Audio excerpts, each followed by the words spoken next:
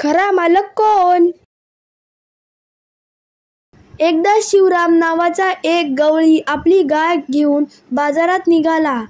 वाटेत त्याला त्याच गावचा शंकर नावाचा गवळी भेटला. दोघेही गप्पा मारीत बाजारात गेले. तिथे शंकरच्या मनात आले कपट. त्याने दांडगाईने शिवरामची गाय आपल्या ताब्यात घेतली आणि ती आपलीच म्हणून तो तिला बाजारात विकायला नेऊ लागला. शिवराम ऐकेना. तेव्हा शंकरने त्याला खूप मारले आणि बळजबरीने गाय घेऊन तो बाजारात गेला. बिचारा शिवराम दरबारात आला आणि त्याने बादशहाकडे तक्रार केली. बादशहाने ते प्रकरण बिरबलाकडे सोपवले. बिरबलाने सर्व हकीकत ऐकून घेतली. शिपायाला पाठवून शंकरला गाय घेऊन दुसऱ्या दिवशी दरबारात येण्यास सांगितले. दुसऱ्या दिवशी दोघेही दरबारात आल्यावर बिरबलाने शंकरला विचारले, काय रे, ही गाय कुणाची? शंकर म्हणाला, सरकार, ही गाय माझी आहे. हा माझ्यावर उगाच चोरीचा आळ घेत आहे. ते ऐकून बिरबलाने शिवरामला गायीचे नाव विचारले.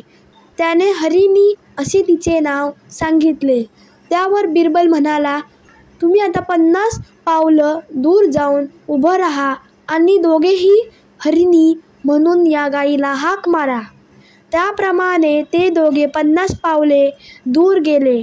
दोघांनीही गायीला हाक मारली. त्याबरोबर ती गाय सरळ शिवरामच्या जवळ येऊन उभी राहिली व त्याच्या अंगाला आपले अंग घासू लागली. ते पाहून बिरबलाला खरा मालक कोण व चोर कोण ते समजले.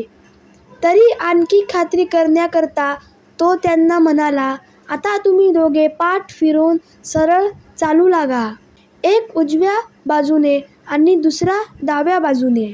त्याप्रमाणे ते दोघे चालू लागताच गाय सरळ शिवरामच्या मागोमाग चालू लागली. ते पाहिल्याबरोबर बिरबलाने शंकरला दरडावून विचारले, काय रे, तू दुसऱ्याची गाय घेऊन बरं खोटं बोलतोस? शंकर काय बोलणार? त्याने मुकाट्याने गुन्हा कबूल केला. बिरबलाने शिवरामला त्याची गाय घेऊन जाण्यास सांगितले आणि शंकरला शिक्षा केली. तर फ्रेंड्स, तुम्हाला व्हिडिओ आवडला असेल तर या व्हिडिओला लाईक करा, शेअर करा आणि चॅनलला सबस्क्राईब करायला विसरू नका. Thank you friends and bye bye.